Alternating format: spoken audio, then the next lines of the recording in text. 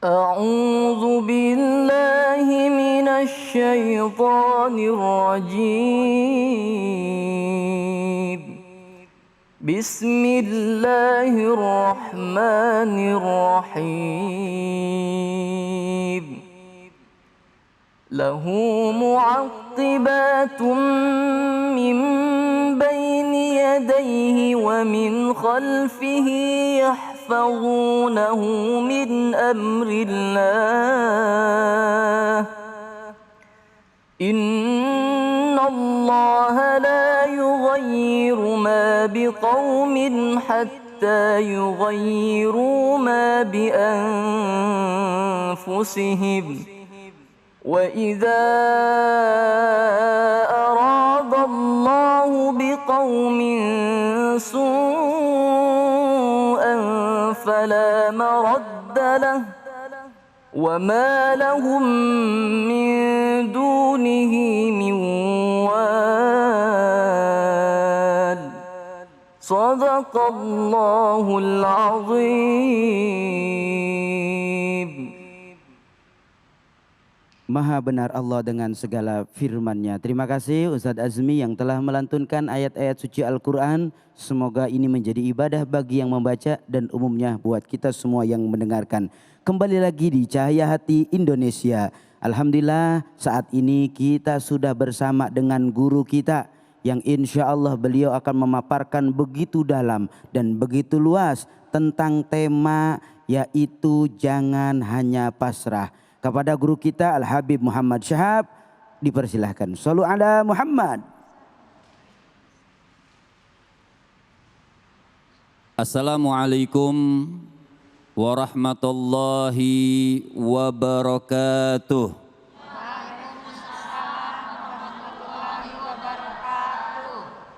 Alhamdulillah.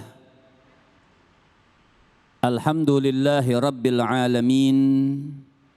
Wa sallallahu wa sallama ala abdihil mustafal amin Sayyidina Muhammadin Nurillahil mubin Al-hadi ila siratihil mustaqim Dhil khuluqil azim wa nahjil gawim.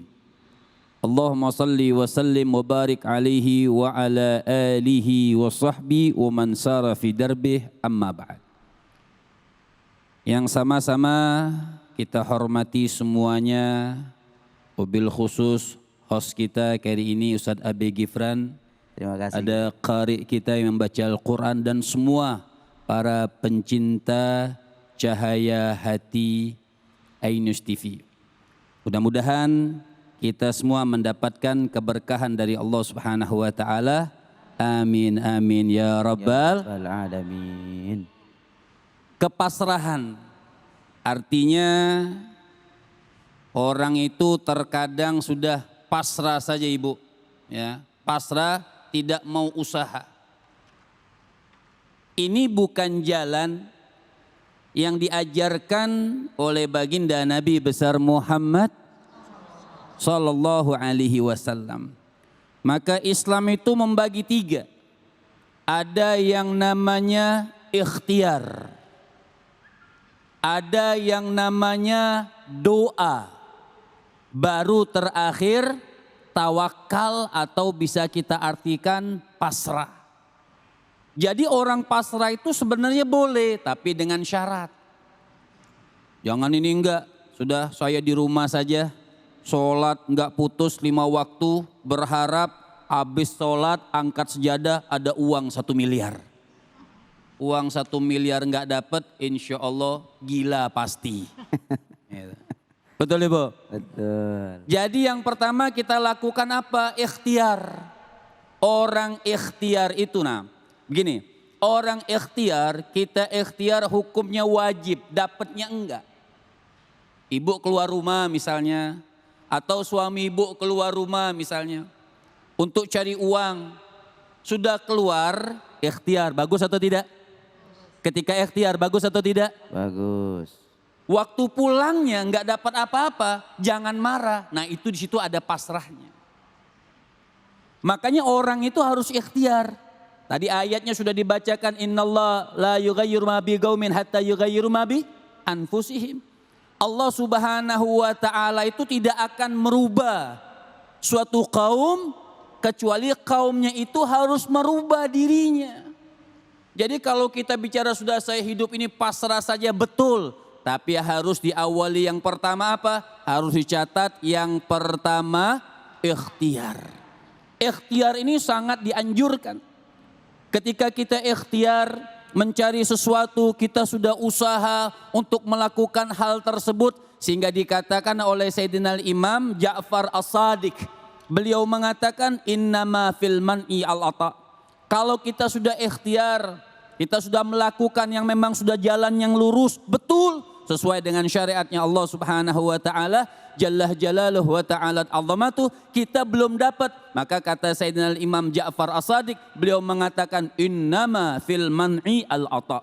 Di situ ada cegahan dari Allah Subhanahu wa taala, belum dapat yang kita lakukan, belum dapat yang kita inginkan, belum dapat yang kita harapkan, disitulah sebenarnya Ibu dan para pemirsa semuanya ada rahmat dan kasih sayangnya Allah Subhanahu wa taala.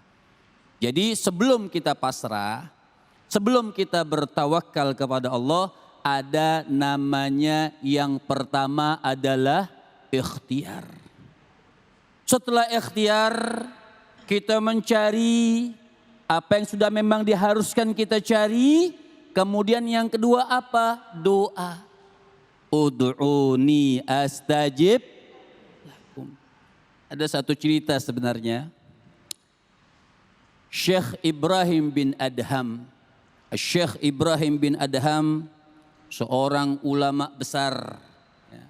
Pada zamannya Syekh Ibrahim bin Adham, Ibu jalan ke pasar. Ulama besar ini jalan ke pasar. Ketika jalan ke pasar, karena melihat ulama guru besar misalnya jalan ke pasar, orang pada ngerumunin, oh ada ulama besar, oh ada Ustadz ABG Pran, oh datang semuanya. Oh, apalagi ustadznya artis kan. Nah, datang semua orang lihat, datang. Apalagi Syekh Ibrahim bin Adham ini Masya Allah memang mumpuni di dalam keilmuannya. Ketika beliau berjalan di pasar, orang-orang pada datang, ngumpul, ada yang salaman, nanya kabar, semuanya. Karena ada satu kesempatan bisa ngobrol sama Syekh Ibrahim bin Adham, satu orang nunjuk tangan bertanya. Ini namanya ikhtiar, nanti sudah ikhtiar doa. Sudah doa baru kita tawakal. Nah doa ini menarik ceritanya.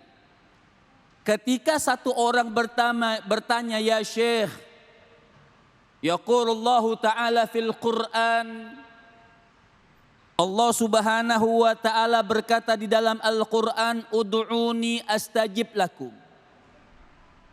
Perintah Allah yang mengatakan, ud'uni, Allah mengatakan perintah, berdoalah kepada aku. Perintah Allah bukan Ibu? Bu, udah ngopi. Ibu berdoa enggak? Berdoa enggak? Semua pemirsa insya Allah kita berdoa minta. Orang yang enggak pernah minta sama Allah itu sombong.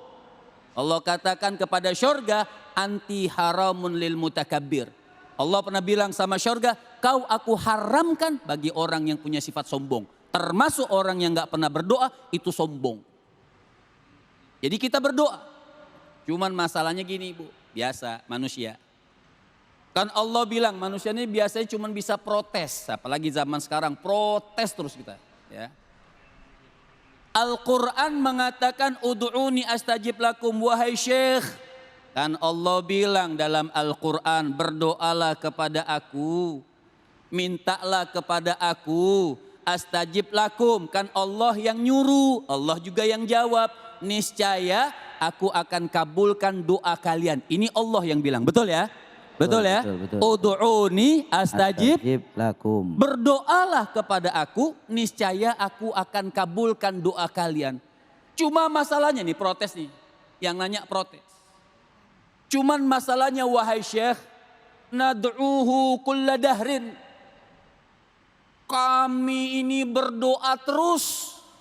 nggak putus-putus. Cuma sampai sekarang doa kami belum dikabulkan oleh Allah Subhanahu wa taala. Sering begitu Ibu? Sering? Sering? Ini di belakang udah kasih waktu mau habis. Cuma masalahnya kami sering berdoa, tapi doa kami sampai sekarang belum dikabulkan oleh Allah Subhanahu wa taala. Jadi nggak bisa tuh kalau kita berpasrah, kalau kita nggak introspeksi diri. Syekh Ibrahim bin Adham dengar pertanyaan itu, lihat jawaban orang yang cerdas, di antaranya banyak pertanyaan dia. Tapi di antaranya, kenapa doa kita belum dikabulkan? Kita sudah ikhtiar, sudah berdoa, tapi kok hajat kita belum dapat juga. Ibu-ibu ditinggal meninggal suaminya, mau cari jodoh jadi lagi susah banget. Ya, misal udah doa, ya Allah berikan aku jodoh seperti Nabi Yusuf, misalnya. Ya. Amin gitu Bu. Nah ini kata Syekh Ibrahim, di antara wahai kalian ahlul Basra, orang Basra yang nanya pada saat itu di Irak. Hai kalian orang Basra, kalian tahu nggak kenapa doa kalian ini belum dijawab oleh Allah Subhanahu wa taala? Kenapa doa kalian belum dikabulkan oleh Allah Subhanahu wa taala? Di antaranya araftumullah walam tuaddu haqqa. Di antara doa kita yang tercegah, jadi kita nggak bisa ini ikhtiar kagak, doa kagak, pasrah aja. Ya, nunggu malaikat Idrail datang itu namanya. Jadi di antara doa kalian itu, sebab doa kalian belum dijawab sama Allah Subhanahu wa taala, kalian kenal kepada Allah. Kita tahu Tuhan kita adalah kalimat tauhid kita la ilaha Illallah. Kita tahu tuh kalimat tauhid kita minimal, walaupun tidak seperti ulama kita kenal Allah itu dengan ma'rifahnya, tapi kita kenal Tuhan kita adalah Allah. Tapi walam tu'addu haqqa, kita tidak nunain hak-haknya Allah.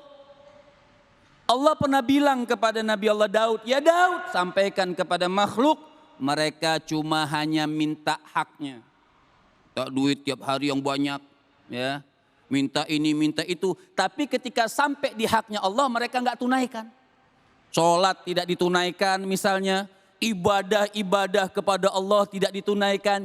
Jadi saya mau tanya sama ibu-ibu, kira-kira kalau doa kita ditolak sama Allah pantas atau tidak? Kira-kira kalau dari satu sebab aja nih, dengan sebab ini saja, kan kita belum orang yang sempurna nunain haknya Allah. Kira-kira, yang nggak jawab saya doain nggak pernah dikabulkan ya. Kira-kira dalam satu sebab ini saja, kalau doa kita nggak dikabulkan sama Allah pantas atau tidak? Pantas. Nah di sini ada tawakal. Di sini baru pasrah.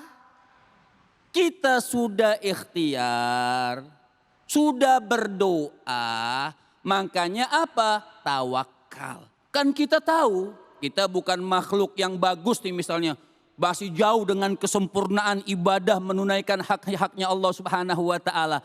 Apa berarti kita berhenti untuk berdoa? Tidak. Terus kita ikhtiar, terus kita berdoa, nah baru ada yang namanya pasrah. Bagaimana? Maka dikatakan man tawakkal. Siapa orang yang bertawakal, haqqa tawakkulihi, betul-betul bertawakal, berpasrah kepada Allah Subhanahu wa taala, sahula alaihi sulukuhu. Jadi harus yakin, pasti jalannya akan dimudahkan sama Allah Subhanahu wa taala. Jadi jangan yang hadir sini atau pemirsa semuanya, jangan kita hanya pasrah, harus ada ikhtiarnya, doa, kemudian tawakal. Mudah-mudahan sedikit. Masya Allah luar biasa, begitu dalam paparan ilmu yang beliau berikan kepada kita semua guru terkait dengan bicara masalah pasrah. Bagaimana ya guru ketika kita sudah menjalankan kepasrahan untuk menciptakan ikhlas, itu seperti apa guru? Nah ini juga bagus. Artinya kita ini lillahi ma fis samawati wa ma fil ardh. Semuanya ini miliknya Allah. Semua ini harta kita, dunia, semua berserta isinya. Dan diri kita adalah miliknya Allah Subhanahu wa ta'ala. Maka Allah katakan tadi, fa idza azamta fatawakkal 'ala Allah. Allah mengatakan ketika kita sudah menginginkan sesuatu, sisanya apa? Pasrah kepada Allah. Nah, pasrah ini harus ikhlas. Enggak harus dicari bagaimana cara ikhlasnya. Kalau sudah Allah katakan pasrah, ini harus ikhlas. Masih ada waktu? Masih guru. Ada Hatim Al-Asam. Beliau mengatakan alimtu anna rizki la ya'kulu ghairi fatma'annat bihi nafsi. Kata Sayyidina Hatim Al-Asam, beliau mengatakan aku tahu nih Bu, rezekiku kita udah ikhtiar, doa, mencari. Aku tahu rezekiku ini kalau memang sudah untukku, kata Hatim Al-Asam, la ya'kuluhu ghairi. Ini ikhlas nih. La ya'kuluhu ghairi, enggak akan dimakan orang lain. Artinya perbandingan perkataannya kalau memang bukan rezeki kita, pasti dimakan orang. Benar guru, benar. Begitu Ibu ya? Ini menang paham gak nih? Ibu understand? Understand? Wah. Masya Allah luar biasa, terima kasih Jadi guru. kalau memang dimakan, artinya kalau memang sudah rezekiku, ya pasti nggak akan dimakan orang lain. Tapi dengan syarat, ikhtiar, doa sama pasrah, maka fatma annat bihi nafsi. Kata Hatim Al-Asam, aku ikhlas, aku tenang punya jiwa. Kata Imam Hatim Al-Asam. Alhamdulillah luar biasa. Begitu sejuk, dalam, dan luar biasa yang beliau sampaikan. Ungkapan menyatakan bahwa rezeki nggak bakal kemana. Sehingganya kalau pengen dikabulin doa, tertuang dalam Al-Quran, iyyaka na'budu wa iyyaka nasta'in. Jadi kalau pengen dikabulin, ibadah dulu. Masya Allah, begitu luar biasa yang guru kita sampaikan. Mudah-mudahan ini terus memberikan motivasi dan pembelajaran buat kita. Sesaat lagi kita akan dengarkan tausiah selanjutnya dari guru kita Al-Ustadz Fatullah yang akan membahas tentang jangan mendoakan hal yang tidak baik. Tetap di sini di Cahaya Hati Indonesia.